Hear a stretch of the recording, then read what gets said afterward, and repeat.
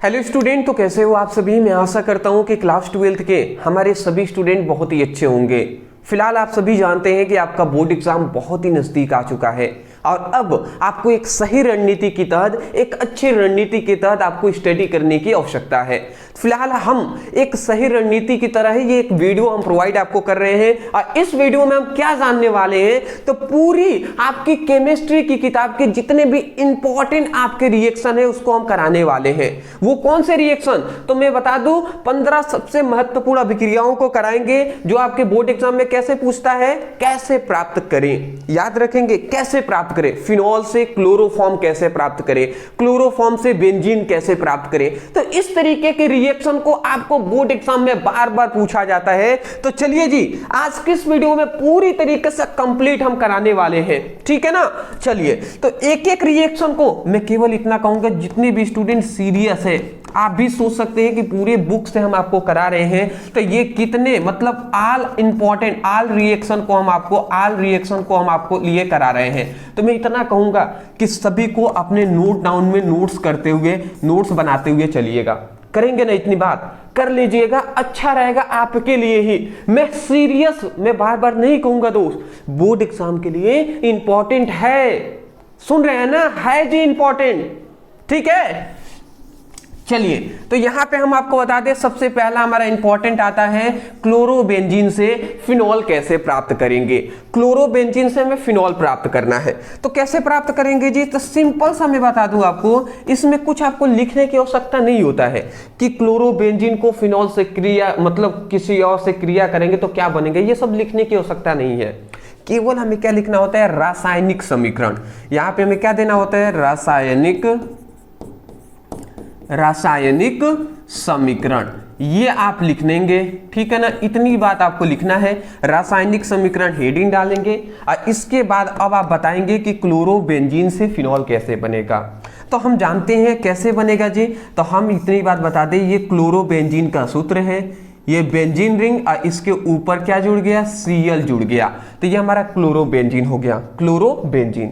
अब क्लोरोबेंजीन को हम क्या करते हैं, एक मजबूत क्षार से क्रिया कर देते हैं, सोडियम हाइड्रोक्साइड से हम क्या करा देते हैं, क्रिया करा देते हैं और उच्च ताप पर, और यहां पे याद रखेंगे कि उच्च ताप पर हम क्रिया कराएंगे, लगभग 623 केल्विन ताप पर हम क्रिया करा देंगे और 300 एटीएम यहां पर दाब होना चाहिए।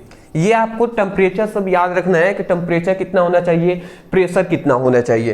तो जैसे ही हम इसकी क्रिया कराते हैं तो यहां से ये Na निकलता है और यहां से ये Cl निकलता है। तो ये NaCl, ये सोडियम क्लोराइड बनकर ये सबसे पहले NaCl सोडियम क्लोराइड बनकर बाहर निकल जाते हैं और ये OH है, ये यहाँ पे जुड़ जाता है। तो ये जो हमारा OH है ये यहाँ पे जुड़ जाता है, ठीक है ना। तो ये हमारा क्या बन गया, फिनॉल बन गया, ठीक है। तो इसको हम लिख देते हैं फिनॉल। ये हमारा क्या है जी, फिनॉल है। और ये हमारा क्या है, ये हमारा क्लोरोबेंजीन है। देख लीजिए, जो सिंपल होगा, जितना सिंपल हो सकेगा उसको हम कराने का प्रयास करेंगे। ये क्या है, ये एक क्षार है जी। चलिए, राइटिंग पे मेरा फोकस नहीं है, अभी मैं जल्द से जल्द आपको चाहता हूं कि कंसिस्टेंट आपको सब कुछ हम बताते हुए, समझाते हुए चले।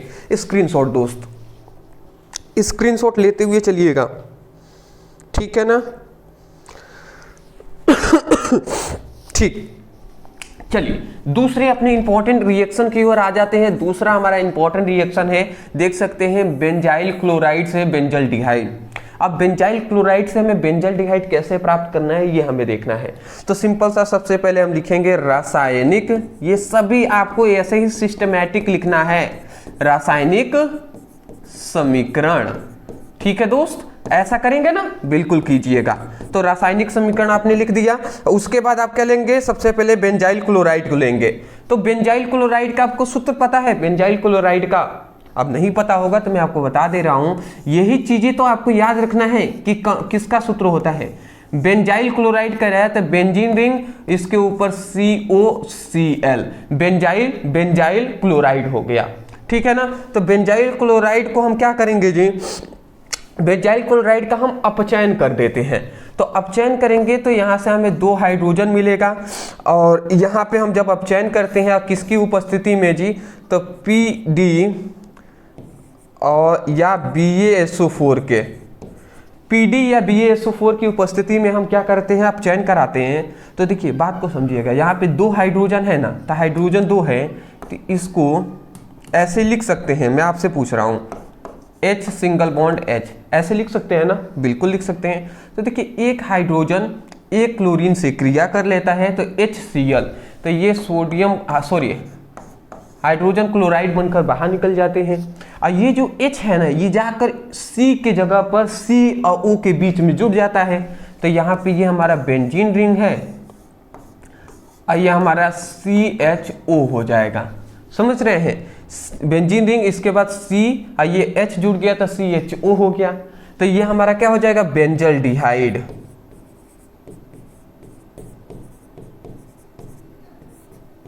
ठीक है, ये बेंजल्डिहाइड है। ये हमारा क्या है, बेंजाइल क्लोराइड है।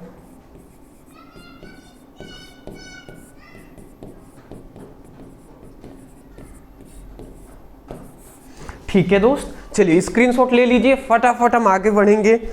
ठीक है ना, सब कुछ हम देखने वाले हैं। ठीक है एक चीजें थोड़ी सी मुझे बेटर इसको करना है, थोड़ा सा जस्ट सेकंड में, थोड़ा इसको कैमरे को बेहतर करने के लिए एक टेम्पलेट में कोई ले लेता हूँ। अभी थोड़ा 1 मिनट रुकिएगा, मैं इसको एडिट नहीं करूँगा, ठीक है ना, एडिट हम बिल्कुल भी नहीं करेंगे, इसको एडिट हम नहीं करेंगे, ऐसा ही रखने देंगे, कोई बात नहीं। हाँ जी, ये आपको देख रहे होंगे तो ये हमने करा दिए हैं, ठीक है ना, चैप्टर 1 से 5 तक करा दिए हैं। अगर आपने नहीं देखे होंगे तो ये आपसे रिक्वेस्ट है कि आप जाकर प्लेलिस्ट चेक कीजिएगा। ठीक है, हाँ जी, अब थोड़ा बेटर मुझे लग रहा है। मुझे लग रहा था थोड़ा सा वाइट ज़्यादा आ गया था, इसलिए थोड़ा वैसा करना पड़ा। चलिए कोई नहीं जी, 2 आपने देख लिया ना, देखे कि नहीं देखे जी। अब हम तीसरे पर आ जाते हैं। अब तीसरा हमारा क्या कह रहा है तीसरा हमारा कह रहा है बेंजील क्लोराइड से क्या, बेंजीन एल्कोहल बनाना है। बेंजील क्लोराइड से हमें क्या बनाना है, बेंजीन क्लोराइड से हमें बेंजील एल्कोहल बनाना है। ठीक है ना, तो चलिए हम बना लेते हैं जी। बेंजील क्लोराइड से तो रासायनिक समीकरण लिखते हैं। बाबू बात को समझेंगे तभी जाकर समझ में आएगा। अब मेरा एक पर्सनली आप सभी से सजेशन रहेगा कि जैसे कि आपको, मैं जानता हूं कि आपको रिएक्शन हार्ड लगता है, क्यों, क्योंकि आपको बेंजील क्लोराइड का आपको फॉर्मूला नहीं पता, बेंजीन एल्कोहल का फॉर्मूला नहीं पता, तो दिक्कत होगी, मैं जानता हूं। तो जब हम रिएक्शन आपको कराएंगे तो उसी समय पर उस फॉर्मूले को आपको याद कर लेना है कि इसका फॉर्मूला ये होता है। समझ रहे हैं ना, ठीक है जी, अच्छी बात है। तो ये हमको सभी को आपको क्या करना है, ये आपको याद कर लेना है। तो ये हमारा बेंजीन रिंग सबसे पहले हमने बना लिया, ठीक है। इसके बाद CH2Cl, तो ये हमारा क्या बन गया, ये हमारा बन गया, इसका सूत्र क्या है, बेंजील क्लोराइड। तो ये हमारा बेंजील क्लोराइड बन गया। और इसको अब हम क्या करते हैं, इसको सोडियम हाइड्रोक्साइड से हम क्या करा देते हैं जी, क्रिया करा देते हैं। ठीक है, सोडियम हाइड्रोक्साइड से क्रिया कराकर इसका जल अपघटन करा देंगे। इसका हम क्या करा देंगे जी, जल अपघटन करा देंगे। अब जैसे ही जल अपघटन कराते हैं तो बाबू समझिएगा क्या होता है, यहाँ से सोडियम निकलता है, यहाँ से क्लोरीन निकलता है, ठीक है ना। जल में घुलेगा तो आयनों में टूट जाएंगे, तो Na+ और Cl- होता है, प्लस माइनस जुड़ जाएंगे, तो यह हमारा सोडियम क्लोराइड बनकर बाहर निकल गए। अब यहाँ पे OH जो है ना, ये यहाँ पे जुड़ जाएगा, तो ये देखिए, ये हमारा बेंजीन रिंग हो गया, यहाँ पे CH2 हो गया, ये OH हो गया। अब इसी का नाम क्या है, बेंजीन एल्कोहल है। तो इसको मैं क्या लिख दूंगा, बेंजीन एल्कोहल। कोई डाउट तो नहीं है ना दोस्त, कोई भी हमारे जितने भी सीरियस वाले स्टूडेंट हैं, जितने सीरियस स्टूडेंट हैं जो चाहते हैं बोर्ड एग्जाम में टॉपर करना, कोई दिक्कत तो नहीं है ना, आपको नहीं होनी चाहिए। मैं स्पेशली आप सभी के लिए जो हमसे सीरियस होकर पढ़ाई करते हैं, जो हमारा सपोर्ट करते हैं, मैं उनसे कहना चाहता हूँ, आप ही के लिए मैं पढ़ा रहा हूँ यहाँ पे। आज मुझे इतना ज़्यादा इंपॉर्टेंट काम था कि मैं कहूँ ना, सच में आज वीडियो नहीं आने वाला था। फिर हमने सोचा कि नहीं, अगर वीडियो नहीं आएगा तो हमारे जो सीरियस स्टूडेंट हैं वो क्या ही सोचेंगे और उनका जो भी मोटिवेशन होगा डाउन हो जाएगा। तो एक अच्छा वीडियो दिया जाए। तो मैंने सोचा कि चलिए रिएक्शन जो कि बार बार बोर्ड एग्जाम में पूछा जाता है, तो नेमिंग रिएक्शन तो हमने करा दिया, अब बचे हुए हैं कैसे प्राप्त करेंगे, तो ये हम करा देते हैं। अब फिर क्या होता है, जब वो हमने कराया हुआ है वो भी हम करा देंगे, ठीक है ना। तो आशा करता हूं कि आपको समझ में आ गया होगा ये बातें। तो दोस्त मैं यही कहूंगा, हम आपके लिए मेहनत कर रहे हैं मोस्टली, जो हमसे इतना सपोर्ट और प्यार और सपोर्ट दिखाते हैं। तो अदरवाइज स्क्रीनशॉट ले लीजिए। हाँ जी, अच्छी बात है। चलिए आगे हम बढ़ते हैं, ठीक है ना, आगे बढ़ते हैं। अगला हमारा क्या आता है, मेथिल आयोडीन से क्या बनाना है, एथेन बनाना है। देखिए कोई ज़्यादा नहीं, मेथिल आयोडीन से हमें क्या बनाना है, एथेन बनाना है। नहीं बना देंगे, बहुत ही सिंपल प्रोसेस है जी। रासायनिक क्या लिखेंगे सबसे पहले, ये आपका कर्तव्य है, रासायनिक समीकरण। ये आपको सबसे पहले, यही छोटी छोटी बातें अक्सर स्टूडेंट गलत कर देते हैं। वो जाएंगे ऐसा लिखेंगे, लिख देंगे सीधा रिएक्शन। बाबू एक सिस्टमेटिक लिखा जाता है जिससे कि लगे कि हाँ आप पढ़े हुए स्टूडेंट है, आप सीरियस स्टूडेंट है, ठीक है ना। तो ये रासायनिक समीकरण लिखेंगे, फिर यहाँ पे क्या फर्स्ट डालकर अ लिखेंगे। सबसे पहले हम क्या बनाना है, मेथिल आयोडीन से एथेन बनाना है। तो मेथिल आयोडीन का सूत्र क्या होता है, CH3I। मेथिल आयोडीन है। अब इसका 2 अणु ले लेते हैं हम, या तो 2 अणु ले लें, या यहाँ पे 2 लिख दें, या यहाँ पे हम CH3I लिख देते हैं। तो मेथिल आयोडीन हमने कर दिया।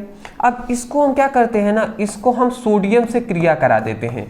तो 2 मात्रा में 2 सोडियम से, मतलब सोडियम से हम क्रिया करा देंगे।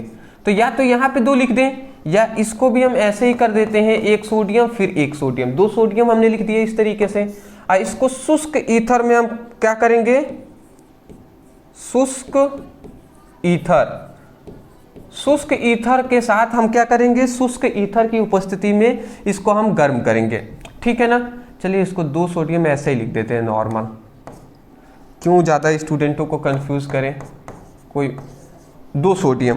तो देखिए जब हम मेथिल आयोडीन को हम क्या करते हैं, सोडियम के साथ शुष्क ईथर की उपस्थिति में क्रिया कराते हैं ना, तो यहाँ से ये हमारा रिएक्शन टूट जाता है, ये बंध टूट जाता है, और 2 सोडियम 2 आयोडीन के साथ क्रिया करके बाहर निकल जाते हैं। तो ये क्या निकल जाएंगे, यहाँ पे हम ये कह सकते हैं, नीचे में लिख दे रहा हूँ, यहाँ पे 2NaI सोडियम आयोडीन बनकर बाहर निकल जाएंगे।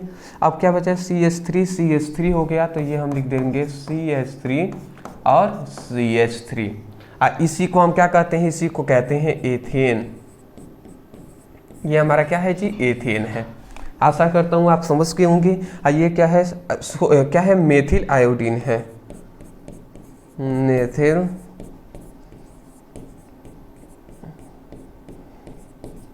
आयोडीन। ठीक, ले लीजिए बाबू स्क्रीनशॉट ले लीजिए। हाँ जी चलिए जी आगे बढ़ेंगे। 5वां हमारा इंपॉर्टेंट रिएक्शन जो आ जाता है, जो है क्लोरोएथेन से ब्यूटेन। अब क्लोरोएथेन से हमें ब्यूटेन बनाना है, बना लेंगे आप। अब चलिए, बहुत सारे स्टूडेंटों को होगा कि सर क्लोरोएथेन का फॉर्मूला ही नहीं पता। अरे क्लोरोएथेन को ही हम एथिल क्लोराइड भी कहते हैं, ठीक है, कोई नहीं, मैं बता दे रहा हूं। रासायनिक समीकरण, तो ये हमने हेडिंग डाल दिया, रासायनिक समीकरण। अब क्लोरोएथेन को लेंगे, या इसी को हम क्या कहते हैं, एथिल क्लोराइड। तो हम क्या लिख देंगे, C2H5Cl। तो हमारा क्या हो जाएगा, एथिल क्लोराइड या क्लोरोएथेन हम कह देंगे। तो क्लोरोएथेन को हमने ले लिया। क्लोरोएथेन से हमें क्या बनाना है, ब्यूटेन बनाना है। तो इसको हम क्या करेंगे, इसको 2 मात्रा में, मतलब इसको सोडियम से हम क्रिया करा देंगे, ठीक है ना। तो एक चीज़ आपको याद रखना है कि क्लोरोएथेन को हम 2 मात्रा में ले लेते हैं, C2H5 और Cl। तो क्लोरोएथेन को हमने ले लिया और क्लोरोएथेन को हम 2 मात्रा में 2 सोडियम से हम इसको क्रिया करा देते हैं। तो यहाँ पे 2 क्लोरीन 2 सोडियम से क्रिया कर लेगा, समझ रहे हैं ना। आइए किसके शुष्क ईथर की उपस्थिति में हम इसकी क्रिया कराएंगे, शुष्क ईथर की उपस्थिति में क्रिया कराते हैं। तो देखिए 2 सोडियम 2 क्लोरीन से क्रिया कर लेगा, तो सोडियम यहाँ पे 2NaCl, सोडियम क्लोराइड बनकर बाहर निकल गया, C2H5 तो ये हमारा क्या बन जाएगा, C2H5 और सिंगल बॉन्ड, फिर से क्या हो जाएगा, या यूं हम ऐसे ना लिखकर देखिए C2H5 है तो 2 कार्बन यहाँ पे 2 कार्बन यहाँ पे, तो C4 लिख सकते हैं, 2 2 4 हो जाएगा, तो C4 H5 मतलब H10 लिख सकते हैं ना, तो H10 हम लिख देते हैं। तो इसी को C4H10 को ही हम ब्यूटेन कहते हैं। अरे भैया 1 कार्बन होता है तो मेथ, 2 होता है तो एथ, 3 होता है तो क्या मेथ एथ, 3 होता है तो प्रोप, 4 होता है तो ब्यूट, तो ब्यूटेन हो जाएगा ब्यूटेन, तो इसी को हम ब्यूटेन कहते हैं। तो देख लीजिए हमने यहाँ पे ब्यूटेन का निर्माण कर दिया। ये हमारा क्या है, क्लोरोएथेन है,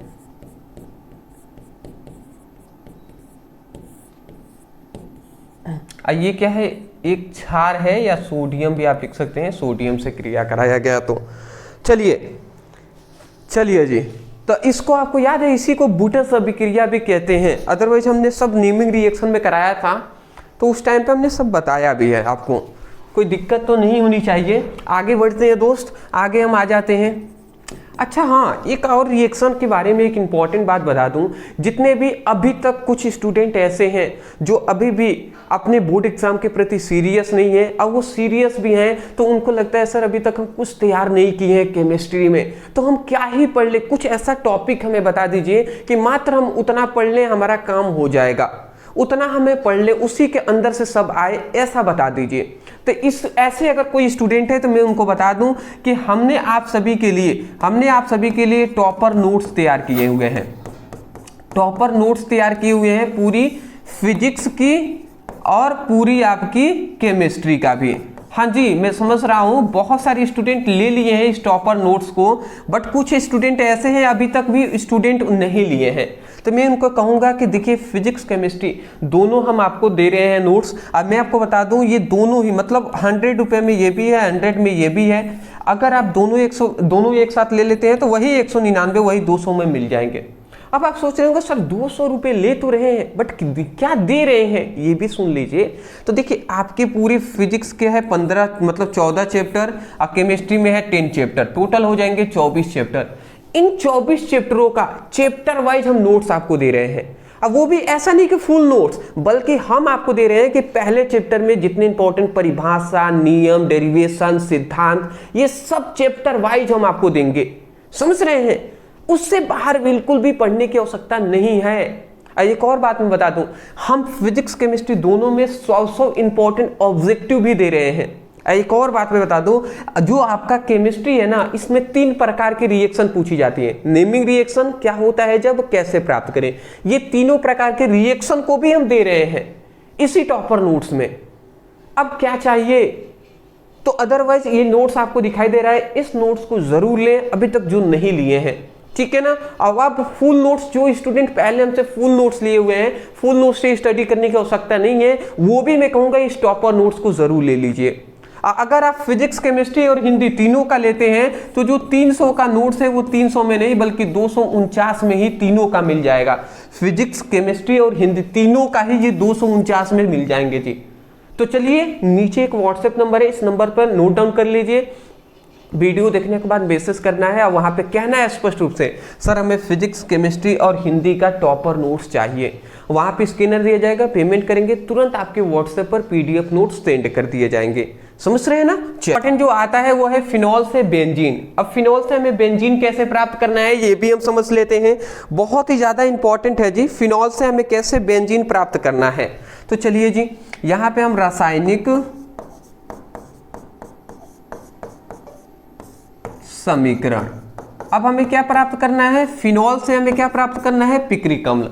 तो फिनॉल से पिक्रिक अम्ल बेंजीन प्राप्त करना है, तो सबसे पहले फिनॉल ले लेते हैं, तो ये हमारा फिनॉल हो गया, ये OH, बेंजीन रिंग के ऊपर OH लिख दिया तो फिनॉल हो गया। अब फिनॉल से हमें बेंजीन प्राप्त करना है तो जिंक से हम क्रिया करा देंगे, ठीक है ना। ये हमने जिंक के चूर्ण से हमने क्या कर दिया, क्रिया कराकर इसको गर्म कर दिए, ठीक है। जिंक से क्रिया कराकर इसको हमने गर्म कर दिया। तो अब यहाँ पे क्या होगा समझिएगा, ये जिंक जो है ना ये ऑक्सीजन से क्रिया कर लेगा, ये जो जिंक है ये ऑक्सीजन से क्रिया कर लेगा तो जिंक ऑक्साइड बन जाएगा, जिंक ऑक्साइड बनकर बाहर निकल गया। अब ये बेंजीन रिंग के ऊपर ये H जुड़ जाएगा तो ये हमारा बेंजीन रिंग है, इसके ऊपर OH नहीं H जुड़ गया। ये बेंजीन रिंग नहीं, वास्तव में ये H जब तक नहीं यहाँ पे जुड़ेगा तब तक ये बेंजीन टोटल नहीं कहलाएगा। तो ये देखिए H जो है वो यहाँ पे है। अब देखिए इसके 6 श्रृंखला है, इन पांचों, ये 5 और एक ये 6 श्रृंखलाओं पर एक एक हाइड्रोजन जुड़ा हुआ है, ठीक है। तो इसी को हम कहते हैं बेंजीन, यही है जी हमारा बेंजीन। तो इसको आपको याद रखने की आवश्यकता है, ठीक है। ये जिंक चूर्ण है, ये हमारा क्या है, फिनॉल है।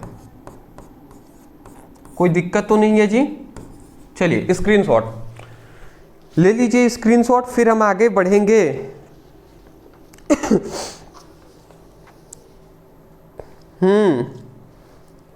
चलिए आगे बढ़ते हैं, फटाफट एक एक करके देख लेते हैं। अगला कह रहे हैं एथिल एल्कोहल से इथेन कैसे बनाना है। एथिल एल्कोहल से इथेन बनाना है, समझ लेते हैं जी। तो हम क्या लिखेंगे, सबसे पहले रासायनिक समीकरण। अच्छा आप सोच रहे हैं मैं एक ही बार बता भी दिया होता और फिर मैं नहीं भी लिखता तो चलता, बट मैं क्यों बार बार लिख रहा हूं, क्योंकि आपके माइंड में बैठ जाए, माइंड में घुस जाए बाबू, दिमाग में घुसा लीजिएगा इसमें कि लिखना है हमें रासायनिक समीकरण, फिर हमें अपक्रिया लिखनी है, ठीक है ना। ये एक सिस्टमेटिक चीजें कुछ होती हैं जो आपको सभी स्टूडेंटों से अलग करेगा, समझ रहे हैं। तो ये बात है एथिल एल्कोहल। तो एथिल एल्कोहल का सूत्र क्या होता है तो मैं आपको बता दूं, C2H5OH। तो ये हमने क्या ले लिया, एथिल एल्कोहल ले लिया। अब एथिल एल्कोहल को हम क्या करेंगे, इसको गर्म करेंगे। एथिल एल्कोहल को गर्म करेंगे, थोड़ा हाई टेम्परेचर पे हम गर्म करते हैं। जैसे कि हम मान लेते हैं यहाँ पे 443 केल्विन ताप पर, मतलब हाई टेम्परेचर पर, और यहाँ पे सांद्र H2SO4 उत्प्रेरक की उपस्थिति में हम क्रिया कराते हैं। तो जानते हैं क्या होता है, कुछ खास नहीं होगा। यहाँ से एक हाइड्रोजन निकलेगा और ये OH निकलेगा, तो H और OH, यहाँ से H निकला, यहाँ से OH निकला, तो HOH इक्वल टू क्या होता है, H2O हो जाएगा। 2 हाइड्रोजन तो H2O है तो O, तो यहाँ से H2O, यहाँ से क्या निकलेगा, H2O, जल के अणु बाहर निकल गए, ठीक है ना। तो अब यहाँ पे क्या बचा, C बचा है, C2 तो C2, और H यहाँ पे अब 4 ही बचा, तो C2H4 लिख देंगे। इसको थोड़ा और पास लिख देते हैं, ये हमारा जल के अणु। तो C2H4 को, इसी को क्या कहते हैं जी, इसी को हम कहते हैं एथिलीन। इसी को हम क्या कहते हैं, एथिलीन। ये क्या है, एथिल एल्कोहल। स्क्रीनशॉट मेथिल, ठीक है, एथिल एल्कोहल है। नेक्स्ट हमारा क्वेश्चन आता है जो कि बहुत ज्यादा इंपॉर्टेंट है, बार बार पूछा गया है, मेथिल एल्कोहल से एसिटिक अम्ल। अब मेथिल एल्कोहल से हमें एसिटिक अम्ल कैसे प्राप्त करना है ये भी हम समझ लेते हैं। तो यहां पे हम लिख देते हैं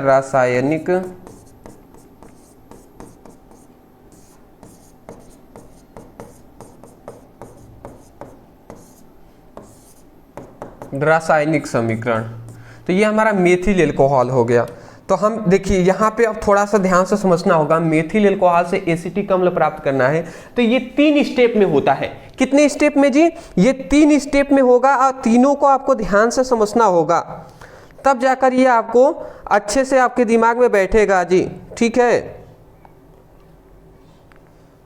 चलिए ठीक है, तो यहाँ पे अब चलिए हम तीनों स्टेप से आपको आसानी से समझाते हैं जी। पहले स्टेप में क्या होता है, मेथिल एल्कोहल को लेते हैं। तो मेथिल एल्कोहल का सूत्र क्या होता है, CH3 OH, ये मेथिल एल्कोहल हो गया, इसका 3 अणु लेते हैं। तो मेथिल एल्कोहल को हम क्या करेंगे, मेथिल एल्कोहल को हम फास्फोरस ट्राइक्लोराइड से क्रिया करा देंगे, मतलब PCl3 से, फास्फोरस ट्राइक्लोराइड से हम क्रिया करा देते हैं। तो देखिए क्या बनता है, सबसे पहले यहाँ से फास्फोरस ट्राइक्लोराइड से हम क्रिया कराएंगे ना, तो यहाँ पे हमारा निकलेगा, यहाँ से हमारा P निकलेगा, O PH3ClO, मतलब यहाँ से हमारा, यहाँ से अगर आपको थोड़ा सा ध्यान से अगर आप समझें तो यहाँ से हमारा क्या निकलता है, तो यहाँ से बाबू बात को समझिएगा, यहाँ से 3 हमारा ये क्लोरीन निकलता है, ठीक है ना, ये 3 क्लोरीन निकला और यहाँ से ये 3 मात्रा में CH3 निकला। तो यहाँ पे अगर हम ये कहें तो ये हमारा CH3 और Cl ये 3 मात्रा में हमारा निकल गया। CH3 है 3 मात्रा में, तो 3 मात्रा में CH3 है, यहाँ से 3 Cl निकल गया है, तो 3 Cl, तो CH3Cl निकल गया। इसको क्या कहते हैं, क्लोरोमेथेन या मेथिल क्लोराइड कहते हैं, ये निकल गया। अब बचा हुआ प्रोडक्ट क्या है ये भी समझिएगा, यहाँ पे एक फास्फोरस P बचा हुआ है और यहाँ पे 3 मात्रा में O बचा हुआ है, 3 मात्रा में O और 3 मात्रा में हाइड्रोजन भी बचे हुए हैं, ये बचे हुए हैं ना, तो इसको हम क्या लिख सकते हैं, इसको हम लिख सकते हैं H3PO3, ये हम लिख सकते हैं। देखिए आप खुद सोचिए, हमने क्या लिखा, H, यहाँ पे 3 मात्रा में हाइड्रोजन बचे हुए हैं तो H3 लिखा, फिर यहाँ पे 3 मात्रा में ऑक्सीजन बचे हुए हैं तो वही हमने 3 मात्रा में ऑक्सीजन लिखा है, ये P बचा है तो P लिख दिए हैं, ठीक है। तो ये हमारा सबसे पहले हमने क्या बनाया, ethyl alcohol, sorry methyl alcohol से क्लोरोमेथेन बनाए। ये क्या है, क्लोरोमेथेन,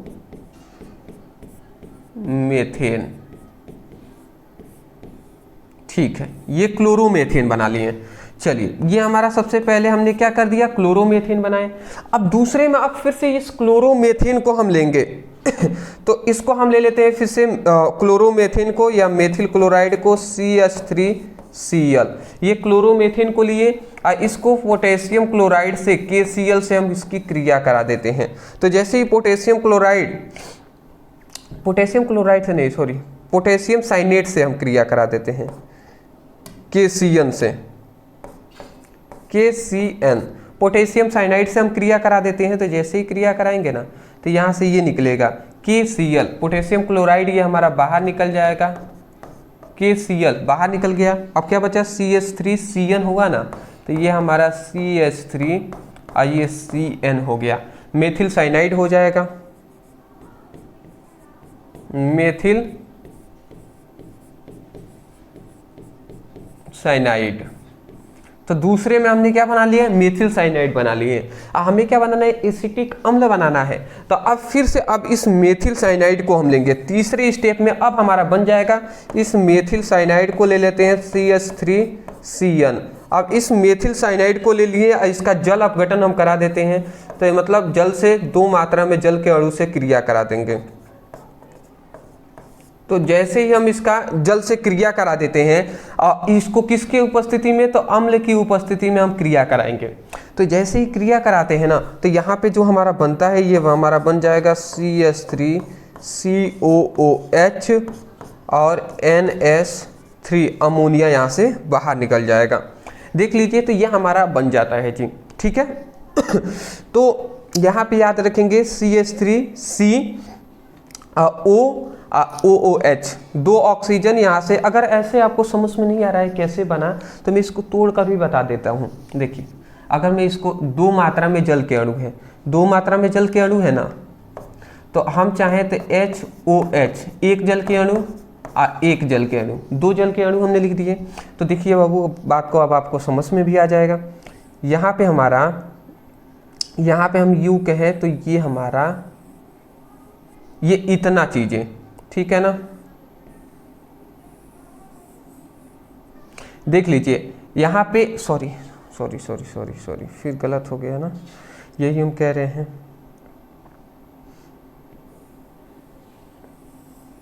ये देख लीजिए, यहाँ पे देखिए H है और 2 ऑक्सीजन है, तो चुपचाप कुछ नहीं हुआ है। यहाँ से ये नाइट्रोजन केवल निकला हुआ है, यहाँ से देखिए, यहाँ से एक नाइट्रोजन ये निकले हुए हैं और 3 यहाँ से 1 हाइड्रोजन 2 हाइड्रोजन 3 हाइड्रोजन, तो ये 3 हाइड्रोजन, तो NH3 ये निकल गए हैं ना, ठीक है। उसके बाद CH3C OOH है, तो CH3COH हो गया।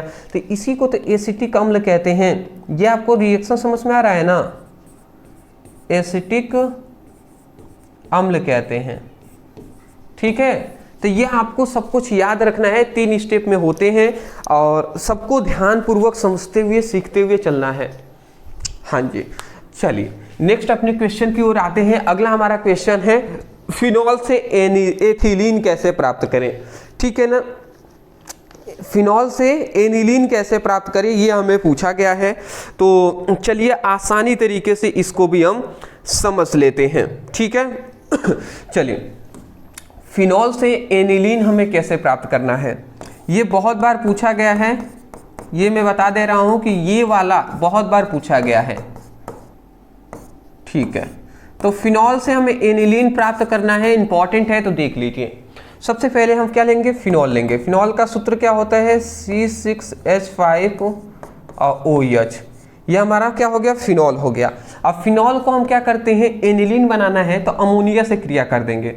अमोनिया का सूत्र होता है NH3, यही ना होता है जी। अगर हम चाहे थोड़ा सा मैं पूछूं तो जो NH3 है इसको क्या हम ऐसे नहीं लिख सकते, HNH2 लिख सकते हैं कि नहीं। देखिए कुछ नहीं किए, 3 हाइड्रोजन है ना, तो 1 हाइड्रोजन को हमने पहले ला देंगे, तो पहले लेंगे तो ये हो जाएगा, N है तो N, और यहाँ पे अब H2 ही नहीं लिखेंगे तो वही लिख दें HNH2 लिखे हैं, तो ऐसे हम लिख देते हैं, ठीक है ना। अमोनिया को हम तोड़ कर लिख देते हैं, तो हम क्या लिख देंगे, एक H को हम आगे लिख देते हैं और फिर यहाँ पे हम क्या कर लेते हैं, NH2 कर देते हैं, ठीक है ना। तो ये हमने फिनॉल को अमोनिया से क्रिया करा दी है, तो जैसे ही क्रिया करा देते हैं तो यहाँ से OH निकलता है, यहाँ से H निकलता है, तो HOH अगर निकलता है तो ये हमारा H2O, जल के अणु बाहर निकल जाते हैं, C6H5NH2, C6H5NH2, ठीक है ना। तो ये हमारा क्या बन गया, इसी को एनिलीन कहते हैं।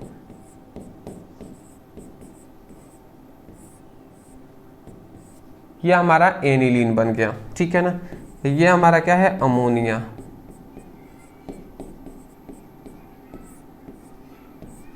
ये हमारा क्या है, फिनॉल है।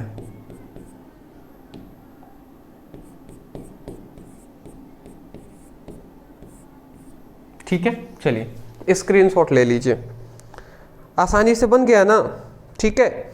यहाँ पे एक चीज बस याद रखेंगे, उत्प्रेरक तो हमने बताया नहीं, यहाँ पे जिंक क्लोराइड, निर्जल जिंक क्लोराइड के यहाँ पे उपस्थिति में हमें क्रिया कराना है, और तापमान याद रखेंगे थोड़ा हाई टेम्परेचर, मतलब 300 डिग्री सेल्सियस यहाँ पे तापमान भी रखिएगा, ठीक है। चलिए फटाफट हम आगे बढ़ेंगे दोस्त। अगला हमारा क्वेश्चन आता है, एथिल एल्कोहल से एथिल एसीटेट बनाना है। एथिल एल्कोहल का क्या सूत्र होता है, C2H5OH। कितनी बार बताया है, अभी भी नहीं याद है तो बाबू याद कर लीजिए, रासायनिक समीकरण क्या हमसे कहा गया, एथिल एल्कोहल। तो एथिल एल्कोहल का सूत्र होता है C2H5OH। यह हमारा एथिल एल्कोहल हो गया। अब एथिल एल्कोहल को हमें क्या बनाना है, एथिल एसीटेट में परिवर्तन करना है, चेंज करना है। तो एथिल एल्कोहल को एसिटाइल क्लोराइड से हम क्रिया करा देंगे। तो एसिटाइल क्लोराइड का थोड़ा सूत्र हम उल्टा लिख देते हैं, जैसे कि इसका एसिटाइल क्लोराइड का सूत्र होता है CH3COCl, ये होता है, बट हमने इसको उलाट कर लिख दिया, पहले Cl लिखा फिर CO फिर CH3 लिखे। ऐसा क्यों किया वो अभी आपको समझ में आ जाएगा, इसका टेंशन आप ना लें। तो जैसे ही हम इसकी क्रिया करते हैं तो देखिए यहाँ पे हमारा क्या बन जाता है, यहाँ से हमारा अगर आप ध्यान से समझिए तो क्या हमारा यहाँ से निकलता है, यहाँ से H और यहाँ से Cl निकल जाता है। इसलिए हमने उल्टा लिया क्योंकि ये दोनों पास आ जाएंगे, कोष्ठ में बंद कर देंगे, समझ में आ जाएगा। H और Cl, ये हाइड्रोजन क्लोराइड ये हमारा बाहर निकल जाता है। अब क्या ही बचा, C2H5O COCH3, यही ना बचे जी। तो अगर हम चाहें तो इस वाले यहाँ पे इस तरीके से भी लिख सकते हैं, या C2H5 और COOCH3 भी लिख सकते हैं, ऐसे भी लिख सकते हैं। तो हम यहाँ पे लिख देते हैं, यहाँ पे C2H5 और यहाँ पे O है तो पहले O लिख देते हैं, फिर CO, फिर CH3, और इसी को एथिल एसीटेट कहते हैं।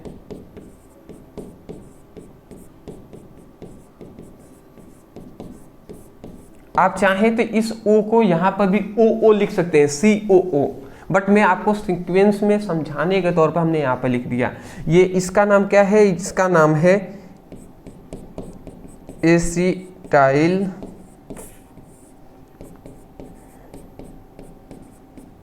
क्लोराइड। ठीक है, ये हमारा क्या है? Ethyl alcohol.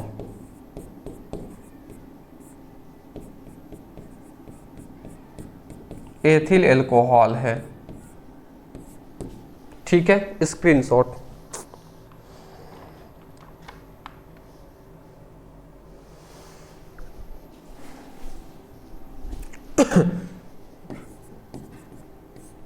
अगला आता है एथिल एल्कोहल से die ethyl ether. Ethyl alcohol से डाई एथिल ईथर हमें बनाना है। सबसे पहले किससे हमें एथिल एल्कोहल से बनाना है? तो हम यहाँ पे रासायनिक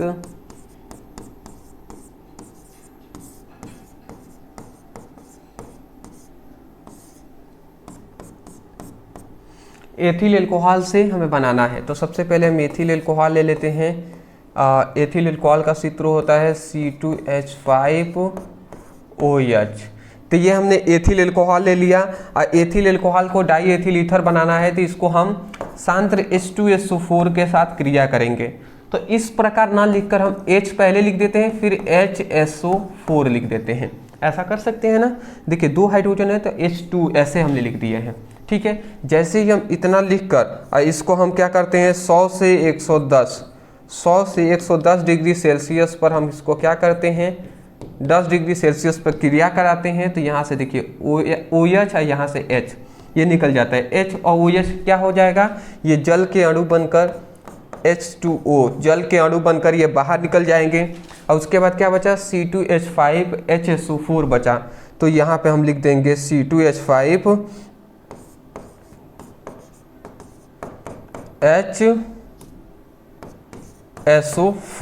तो ये हमारा सबसे पहला ये हमारा प्रोडक्ट बना। एथिल एल्कोहल से हमने सांद्र सल्फ्यूरिक अम्ल से क्रिया कराते हैं 100 से 110 डिग्री सेल्सियस पर। तो ये हमारा सबसे पहला ये प्रोडक्ट बनता है, और इसका नाम क्या है? Ethyl hydrogen sulphate. तो इसको हम लिख देते हैं एथिल, समझ रहे हैं ना, 2 कार्बन है तो ethyl hydrogen sulphate, hydrogen sulphate. अब आप सोच रहे होंगे कि सर हमें तो बनाना है डाई एथिल ईथर, आप बना रहे हैं एथिल हाइड्रोजन सल्फेट। तो पहले एक स्टेप ये होगा, अब दूसरे स्टेप में वो हमारा बन जाएगा। कोई कोई चीजें होती हैं 2 स्टेप में बनता है। तो पहले इसको क्रिया कराएंगे तो पहले एथिल हाइड्रोजन सल्फेट बनेगा, फिर अब इसको हम लेंगे। अब दूसरी स्टेप में क्या लेंगे? दूसरी स्टेप में हम फिर इसको लेंगे C2H5HSO4। एथिल हाइड्रोजन सल्फेट को हम लेंगे और इसको OH C2H5 से हम क्रिया करा देंगे। अरे भैया OH C2H5 को वही है जी, C2H5OH, मतलब एथिल एल्कोहल ही है, बस उल्टा करके हमने लिख दिए हैं। अब क्यों हमने ऐसा किया वो भी आपको समझ में आ जाएगा। तो ये हमने ऐसा कर दिया। तो यहाँ पे अगर आपको ध्यान से समझ में आ रहा होगा तो देखिए क्या होता है, यहाँ से कुछ भी नहीं होता है, केवल ये जो हाइड्रोजन एक है ना, ये हाइड्रोजन जाकर यहाँ पे जुड़ जाता है।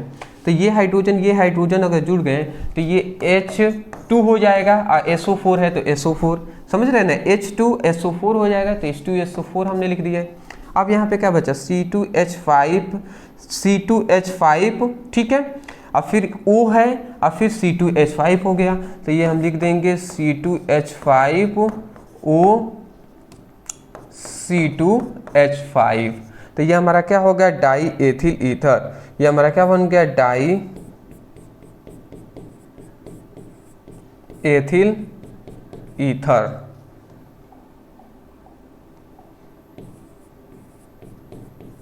डाई एथिल ईथर बन गया, ठीक है ना। ये हमारा क्या है, एथिल एल्कोहल।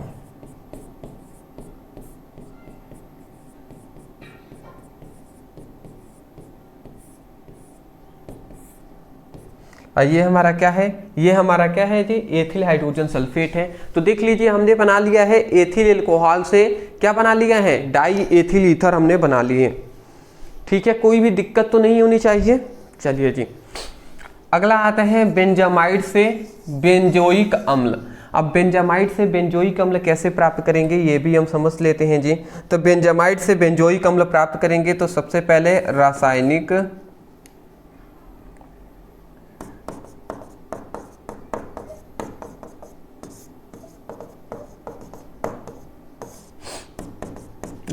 समीकरण, बेंजामाइड को ले लेते हैं। बेंजामाइड का सूत्र होता है C6H5CONS2। ये हमारा बेंजामाइड हो गया। अब बेंजामाइड से हमें क्या बनाना है, बेंजोइक अम्ल हमें प्राप्त करना है। तो बेंजामाइड से बेंजोइक अम्ल प्राप्त करना है तो इसका हम क्या कर देंगे, जल अपघटन करा देते हैं, HOH। तो इसका हम जल अपघटन करा देंगे। जैसे ही हम इसका जल से क्रिया करा देते हैं तो देखिए यहाँ से क्या बनता है, तो यहाँ से हमारा CNS2 यहाँ पे वो हो जाएगा, ये हमारा हो जाएगा, तो यहाँ पे COOH, ठीक है। तो जानते हैं क्या होता है, अगर हम इससे क्रिया कराते हैं तो देखिए क्या बनता है, यहाँ से एक हाइड्रोजन ये निकलता है, ये हाइड्रोजन आकर यहाँ पे जुड़ जाता है इसमें। तो NH2 था, अब क्या हो जाएगा, NH3 हो जाएगा, NH3 हो जाएगा अमोनिया, तो ये निकल गया। और फिर C6H5C और OH है, CO के बाद OH है तो ये जुड़ जाता है इसमें, तो ये क्या बन जाएगा, C6H5COOH हो जाएगा, ठीक है ना। और इसी को हम क्या कहते हैं, बेंजोइक अम्ल कहते हैं। तो इसको हम लिख देंगे बेंजोइक अम्ल, ठीक है। स्क्रीनशॉट ले लीजिए, ये बेंजामाइड का सूत्र है, फटाफट स्क्रीनशॉट ले लीजिए, आगे बढ़ेंगे हम। हाँ जी,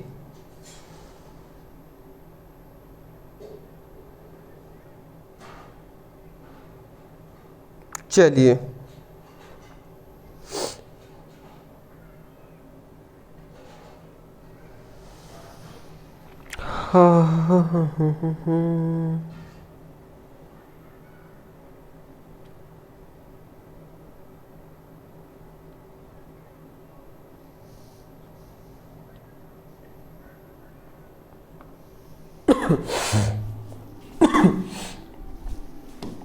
अगला हमारा आता है एथिल एमीन से एसिटिक अम्ल।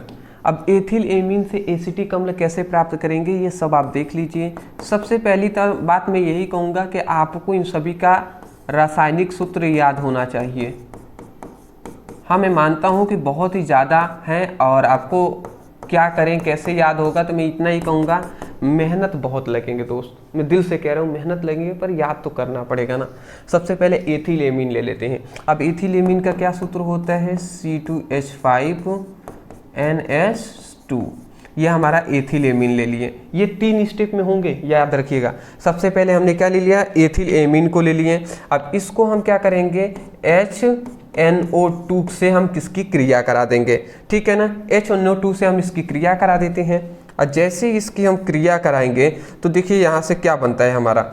सबसे पहली बात, यहाँ से देखिए क्या निकलेगा, यहाँ से एक नाइट्रोजन, बात को अगर आप समझ रहे होंगे तो यहाँ से एक नाइट्रोजन और यहाँ का एक नाइट्रोजन, 2 नाइट्रोजन हो रहा है ना। तो ये सबसे पहले 2 नाइट्रोजन N2 बन के ये गैस रूप में बाहर निकल जाएगा। उसके बाद अब क्या बचेगा, यहाँ से एक H है और ये OH है, तो H2O, सॉरी यहाँ पे गड़बड़ हो जाएगा। यहाँ से अब क्या बचता है, यहाँ से हमारा ये निकलता है, यहाँ से ये 2 हाइड्रोजन हमारा निकलता है, यहाँ से 2 हाइड्रोजन और यहाँ से एक ऑक्सीजन निकलेगा, यहाँ से एक ऑक्सीजन निकलेगा यहाँ से, तो H2 है तो ये H2 हो जाएगा, यहाँ से एक ऑक्सीजन निकलेगा तो H2O निकल गया। अब क्या बचा, C2H5 और यहाँ पर एक H बचा हुआ है और यहाँ पे O बचा हुआ है, तो C2H5 और फिर से H और O बचा हुआ है, तो ये हम लिख देंगे C2H5 और OH बचा हुआ है, OH बचा हुआ है, तो ये हम एसिटिक एथिल एल्कोहल हम लिख देंगे। समझ रहे हैं ना। तो देखिए दो, सबसे पहले ये एक नाइट्रोजन और एक नाइट्रोजन, दो नाइट्रोजन निकलते हैं, ये निकल गया। फिर यहाँ पे H2 और यहाँ से एक ऑक्सीजन, तो H2O निकल गया, तो यहाँ पे हो गया। अब फिर से यहाँ पे अब बचा क्या, C2H5 और H और OH, तो C2H5OH OH हो गया, तो ये हम क्या कहेंगे, एथिल एल्कोहल। तो ये हमारा एथिल एल्कोहल हो गया, ठीक है ना। ये हमारा क्या है, एथिल एमीन।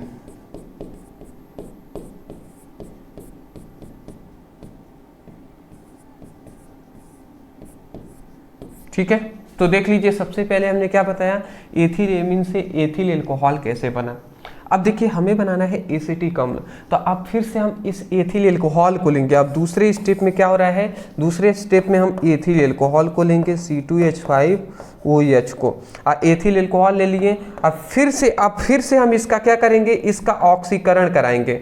इसका क्या कराएंगे, ऑक्सीकरण कराएंगे। तो यहाँ पे सिंपल सी बात है, ऑक्सीकरण कराने में ऑक्सीजन का क्या होता है, संयोग होता है। तो ये ऑक्सीजन इसमें जुड़ेगा, तो जैसे ही जुड़ेगा तो यहाँ पे क्या हो जाएगा, ये अगर जुड़ता है तो C2 यहाँ पे, अच्छा ये बात आप ध्यान से समझेंगे। तो यहाँ पे अगर मैं ऐसे कह दूँ, देखिए अगर मैं थोड़ा सा समझाऊँ आपको, C2H5 है, इसको हम ऐसे भी लिख सकते हैं ना, CH3CH2OH। देखिए अभी भी इसको हम चाहें तो ऐसे लिखे या ऐसे लिखे, दोनों बात एक ही है। C2H5OH लिखे या CH3CH2OH लिखे, तब भी बात की है। बस हमने अलग इसलिए लिखा क्योंकि आपको अभी समझ में आएगा। देख लीजिए 2 कार्बन है तो यहाँ पे भी 2 कार्बन, 5 हाइड्रोजन है तो 3 और 2 5 हाइड्रोजन, OH है तो OH भी है, तो बात दोनों एक ही है, बस थोड़ा सा आपको समझना पड़ेगा। तो ये एथिल एल्कोहल है। अब इसके अगर हम क्रिया कराते हैं तो देखिए क्या होता है। तो इसका अगर हम क्रिया कराते हैं तो यहाँ से हमारा, यहाँ से CH, यहाँ से बात को समझिएगा, यहाँ से हमारा एक हाइड्रोजन निकलता है, यहाँ से OH निकलता है। HOH अगर निकलेगा तो ये H2O, ये जल के अणु बनकर बाहर निकल जाएगा। H और OH निकलेगा, H2O बनकर बाहर निकल जाएंगे। अब क्या बचा, CH3CHO होगा, तो ये हमारा लिख देंगे CH3CHO, ये हमारा हो जाएगा। तो इसी को हम क्या कहते हैं, इसी को हम कहते हैं एथिल एसीटेट। एथिल एसीटेट, इसी को हम क्या कहते हैं, एथिल एसीटेट कहते हैं। और ये क्या है, इसको हम एथिल एल्कोहल कहते हैं। सॉरी, ये हमारा एथिल एल्कोहल है, तो इसको तो ऐसे ही रहने देते हैं क्योंकि यहाँ से हमने लिया है। अब देखिए हमारा एसिटिक अम्ल बनाना है, ये एथिल एसीटेट बना है अभी। अब हम फिर से एथिल एसीटेट को, सॉरी एथिल एसीटेट थोड़ी ना, एथिल एल्डिहाइड बना है ना, एसिटल डिहाइड इसको हम कह सकते हैं ना, सॉरी इसको एसिटल डिहाइड हम कहते हैं। ये तो एल्डिहाइड है ना, एसिटल डिहाइड, तो ये हमारा एसिटल डिहाइड बना हुआ है। अब फिर एसिटल डिहाइड को हम लेंगे तीसरी मात्रा में, CH3 और फिर CHO, ये एसिटल डिहाइड को लेंगे। अब फिर इसका भी अब हम ऑक्सीकरण कराते हैं, इसका भी हम ऑक्सीकरण कराएंगे। तो अब हमारा क्या हो जाएगा, ये ऑक्सीजन आकर यहाँ पे जुड़ जाएगा, तो अब यहाँ पे क्या बन जाएगा, CH3 और फिर COOH बन जाएगा। समझ रहे हैं, ये एक ऑक्सीजन है, एक और जुड़ गया तो 2 हो जाएंगे, COO और ये H है तो H हो जाएगा। तो ये हमारा क्या हो जाए, एसिटिक अम्ल हो जाएगा। ये हमारा एसिटिक अम्ल हो जाएगा। तो देखिए ये 3 स्टेप में होता है, तब जाकर बनता है एथिल एमीन से एसिटिक अम्ल। स्क्रीनशॉट आप पहले ले लीजिए। चलिए, तो फिलहाल मैं आपको 2-3 सजेशन दूंगा। मैं अपने तरफ से सजेशन दे रहा हूं, मैं अपने एक्सपीरियंस से सजेशन दे रहा हूं, इसको याद रखिएगा। देखिए सबसे पहली बात, रिएक्शन हार्ड होता है, अक्सर स्टूडेंटों को यह हार्ड लगता है, बिल्कुल हार्ड होता है। क्यों हार्ड होता है, इसका भी 2 रीजन है। सबसे पहली बात, बेसिक क्लियर ना होना। दूसरी बात, फॉर्मूले याद ना होना, जैसे एथिल एमीन का सूत्र क्या होता है, जैसे कि यहाँ पे हम कह सकते हैं एथिल एल्कोहल का सूत्र क्या होता है, एसिटिक अम्ल का सूत्र क्या होता है, ये नहीं पता होता है। तो ये दो मेन रीजन होते हैं जिसके कारण रिएक्शन भी उनको समझ में आ जाएगा बट वो कर नहीं पाते हैं। तो मैं आपसे दो रिक्वेस्ट करूंगा, सबसे पहले इन सभी का जो नाम हमने नीचे लिखे हुए सबका, तो मुख्यतः जिसका जिसका आपको याद करना है उसका याद कर लीजिएगा, ठीक है ना। दूसरी बात, सीरियस होकर आप पढ़ाई कीजिए क्योंकि समय हमारे पास बहुत ही कम बच गया है, ठीक है। चलिए, नोट्स के लिए नंबर हमने आपको दिया हुआ था तो उस नंबर पर मैसेज करके नोट्स वहां पे मांग लीजिएगा, ठीक है ना। ओनली 249 में फिजिक्स, केमिस्ट्री और हिंदी तीनों का ही मिल जाएंगे। डिस्क्रिप्शन बॉक्स में व्हाट्सएप ग्रुप, टेलीग्राम ग्रुप का लिंक है, इंस्टा का भी लिंक है, वहां पे ज्वाइन हो जाएंगे, ठीक है। सब्सक्राइब कीजिएगा चैनल को जिससे कि और ज़्यादा हमें मोटिवेट मिल पाए, और आगे आपको किस पर वीडियो चाहिए ये आप हमें कमेंट सेक्शन में ज़रूर बताइएगा। Thank you so much for watching this video. Thank you.